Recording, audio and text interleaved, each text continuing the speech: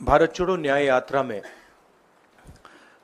मणिपुर से हम महाराष्ट्र गए और रास्ते में हजारों युवाओं ने कंप्लेन की थी कि हिंदुस्तान में नॉन स्टॉप पेपर लीक होते हैं।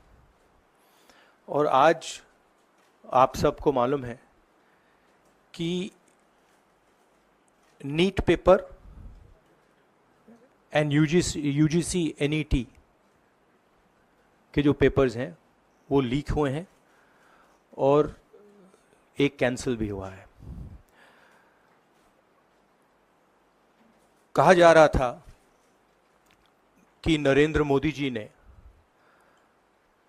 यूक्रेन की लड़ाई रोक दी थी। मतलब एक ऑर्डर देके जो रूस और यूक्रेन के बीच में लड़ाई चल रही थी उसको रोक दिया था, ब्रेक लगा दी थी। इजराइल और गाजा के बीच में जो लड़ाई चल रही थी उसको भी नरेंद्र मोदी जी ने रोक दिया था। मगर किसी ना किसी कारण जो हिंदुस्तान में पेपर लीक हो रहे हैं उसको नरेंद्र मोदी रोक नहीं पा रहे हैं या रोकना नहीं चाहते हैं। नुकसान स्टूडेंट्स का होता है।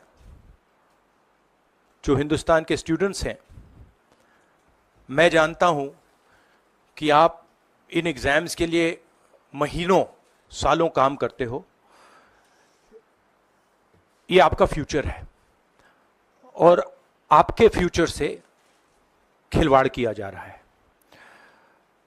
मध्य प्रदेश में व्यापम हुआ और अब उस व्यापम को नरेंद्र मोदी जी और उनकी सरकार पूरे देश में फैलाने का काम कर रही है।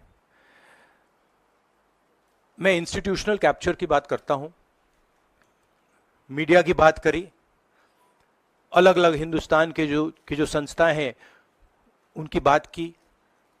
यही एजुकेशन इंस्टीट्यूशंस में हो रहा है। पेपर लीक का कारण है कि सारे के सारे वाइस चांसलर्स, एजुकेशन सिस्टम को बीजेपी के लोगों ने, उनके पेरेंट ऑर्गेनाइजेशन ने कैप्चर कर रखा है। जब तक ये कैप्चर रिवर्स नहीं किया जाएगा तब तक पेपर लीक चलता जाएगा। इस कैप्चर को फैसिलिटेट नरेंद्र मोदी जी ने किया है और ये एक एंटी नेशनल एक्टिविटी है क्योंकि ये देश का भविष्य है और इससे हिंदुस्तान के युवाओं को, स्टूडेंट्स को जबरदस्त चोट पड़ती है। इंक्वायरी चल रही है, एक को आपने कैंसिल कर दिया है, अब पता नहीं दूसरे को कैंसिल किया जाएगा या नहीं किया जाएगा। बट कोई ना कोई तो इसके लिए जिम्मेदार है और उनको एकदम पकड़ा जाना चाहिए और उन पे एक्शन लिया जाना चाहिए।